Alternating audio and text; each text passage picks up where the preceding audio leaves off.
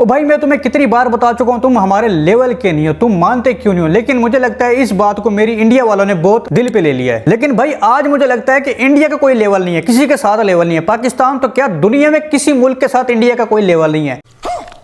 अब इंडिया कोई पाकिस्तान से 400-500 जंगें लड़ चुका है और पाकिस्तान से वो सारी की सारी ही जीत चुका है। पाकिस्तान एक भी नहीं जीता, सारी की सारी इंडिया ही जीत गया है जंगें भाई पाकिस्तान से। हाँ भाई हाँ, सच कह रहा हूँ, सारी जंगें 400-500 जो लड़ी हैं इंडिया ने पाकिस्तान से, वो सारी इंडिया ने ही जीती है, जिनमें से 15-20 तो मैं ही गिनवा सकता हूँ। रुको जरा सब्र करो, मैं अभी गिनवा देता हूँ। 1997 में इन्होंने जंग लड़ी थी पाकिस्तान से जो इंडिया जीत गया था, उसका नाम इन्होंने रखा था बॉर्डर। जी हाँ, बॉर्डर इन्होंने नाम रखा था उस जंग का जो इन्होंने पाकिस्तान से जीती थी। उसके बाद 1964 में इंडिया ने पाकिस्तान से एक जंग जीती थी जिसका नाम रखा था इन्होंने हकीकत। जी हाँ, हकीकत। 1982 में इन्होंने एक जंग जीती है पाकिस्तान से जिसका नाम इन्होंने रखा था विजेता। उसके बाद फिर इन्होंने 1975 में जंग जीती पाकिस्तान से, इंडिया ने जंग जीती जिसका नाम इन्होंने रखा था आक्रमण। उसके बाद फिर उन्होंने पाकिस्तान से एक जंग जीती 2007 में, उसका नाम इन्होंने रखा 1971। और 2004 में भी इंडिया ने पाकिस्तान से एक जंग जीती थी जिसका नाम इन्होंने रखा था ब्रिंग आवर हीरोज होम। ये जंग इंडिया ने पाकिस्तान से जीती थी। फिर सन 2000 में भी इंडिया ने पाकिस्तान से एक जंग जीती थी जिसका नाम इन्होंने रखा था मिशन कश्मीर। इसी तरह 2003 में इंडिया ने पाकिस्तान से एक जंग जीती जिसका नाम इन्होंने रखा कारगिल। 1988 में भी इन्होंने पाकिस्तान से एक जंग जीती थी जिसका नाम इन्होंने रखा था परमवीर चक्रा। और 2004 में भी इन्होंने एक जंग जीती थी पाकिस्तान से जिसका नाम इन्होंने रखा था अग्निपंख। इसी तरह 2006 में भी इंडिया ने पाकिस्तान से एक जंग जीती थी जिसका नाम रखा था काबुल एक्सप्रेस। फिर 2012 में इंडिया ने पाकिस्तान से जंग जीती जिसका नाम इन्होंने रखा एक था टाइगर। फिर 2015 में भी इंडिया ने पाकिस्तान से जंग जीती जिसका नाम इन्होंने रखा फैंटम। उसके बाद 2017 में इंडिया ने पाकिस्तान से जंग जीती जिसका नाम इन्होंने रखा दी गाजी अटैक। और इन्होंने 2010 में भी पाकिस्तान से एक जंग जीती थी इंडिया ने जिसका नाम इन्होंने रखा था कंधार। और अभी 2019 में भी इंडिया ने पाकिस्तान से एक जंग जीती है जिसका नाम इन्होंने रखा है उरी द सर्जिकल स्ट्राइक। और 2012 में भी इन्होंने एक जंग जीती थी जिसका नाम इन्होंने रखा था एजेंट विनोद। और अभी लेटेस्ट इंडिया ने पाकिस्तान से एक जंग जीती है 2025 में जो कि बॉलीवुड में लड़ी गई थी जिसका नाम इन्होंने रखा है sky force. The tea was fantastic. अबे ओ भाई, ये सारी की सारी फिल्में हैं? ये फिल्में जंगे नहीं है? अबे भाई हमें भी मौका दो भाई, खुद ही खेले जा रहे हो तुम बॉलीवुड में। अब इंडिया इतनी सारी जंगें पाकिस्तान से जीत चुका है लेकिन फिर भी इनके हालात नहीं बदले। ये अभी भी गरीबी में ही रहते हैं। इतना इन पे गरीबी छाई हुई है, इतना ये नल्ले हैं, इतना ये गरीब हैं, इतने ये बेरोजगार हैं, इतना ये भूखमरी के हैं। इनके पास खाने के लिए 2 रोटियां तक नहीं है। इनके पास खाने के लिए सिर्फ एक मूली है और मूली के साथ खाने के लिए भी कुछ नहीं है, इसलिए ये मूली को नाली के पानी में डबो डबो कर खाते हैं। इस पर तो भाई मैं इंडिया को एक ही बात कहना चाहता हूँ, नालियों के पानियों सा इंडिया तेरा, नालियों के पानियों सा इंडिया तेरा।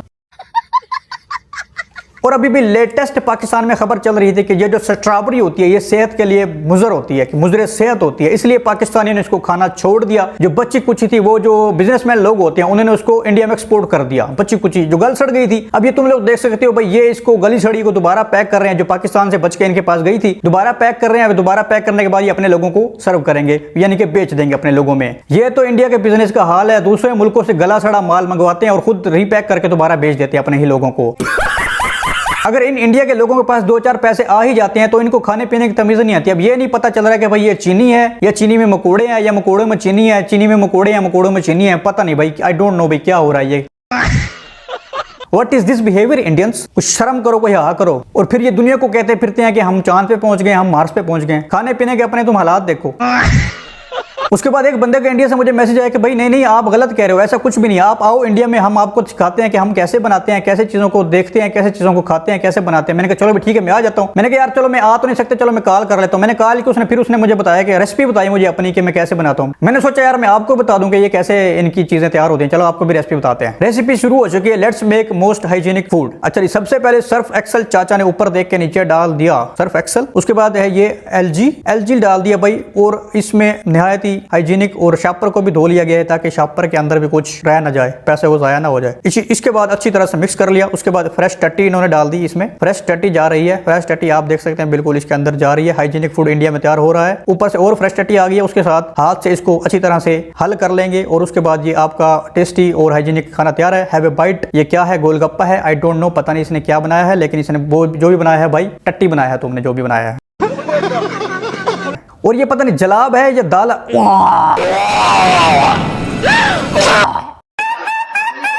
ये क्या है? नहीं है क्या भाई, ये है क्या? तुम ये बताओ मुझे इंडिया वालों, ये क्या है ये? और जैसा कि तुम्हें पता है कि अभी इंडिया में भी, पाकिस्तान में भी, पूरे एशिया में फॉरेनर जो है वो आते रहते हैं, टूरिस्ट होते हैं, वो चेक करते रहता है कि भाई किसका खाना कैसा है। अब एक टूरिस्ट भाई इंडिया के इस रेडी वाले के पास गया और देखो भी क्या होता है, इसने आगे क्या किया। तो भाई यहाँ पे ये इंडियन सेलमैन जो कि रेडी वाला है, इससे बातचीत करा कि भाई तुम क्या बेच रहे हो, क्या ये तुम बना रहे हो, भाई कितने का है? वो कहता है भाई चाचा ने गियर पहले तब्दील कर लिया, गियर तब्दील करने के बाद अब चाचा जो उनका रेट फिक्स हो गया और पैसे उसने वापस कर दिए जो उसके बनते थे। अब चाचा जो है वो बना रहे हैं, इसमें कोई पुरानी बोतल में गरम मसाले इसने रखे हुए वो उसमें डाल दिए हैं। वो उसमें डालने के बाद भाई ये अब मिर्चें शर्चें, जुलाब की चटनी और पता नहीं ये दस्त इसने डाल दिए हैं सारे।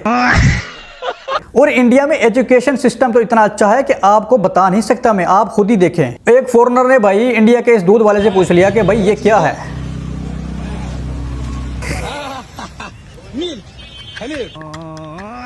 और हाल ही में मुझे अपने दुबई वाले रिसोर्सेज से पता चला है कि एक इंडियन भिखारी दुबई में पकड़ा गया है, जिसके पास से 14,000 दिरहम पकड़े गए हैं जो उसने भीख मांग मांग के इकट्ठे किए थे और वो उसने इंडिया बेचने थे। तभी मैं कहूं कि भाई इनकी 4 ट्रिलियन जीडीपी कैसे हो गई है। ये नहीं पता कि इन्होंने दुबई और चाइना से भीख मांग मांग के इकट्ठी की हुई है। अब खुद ही देख सकते हो भाई, ये एक भिखारी इंडिया का पकड़ा गया है, 14,000 दिरहम इसने सिर्फ एक दिन में इकट्ठे कर लिए और फिर ये कहते हैं हमारी जीडीपी देखो। भाई ऐसे बनाइए तुम लोगों ने जीडीपी अपनी।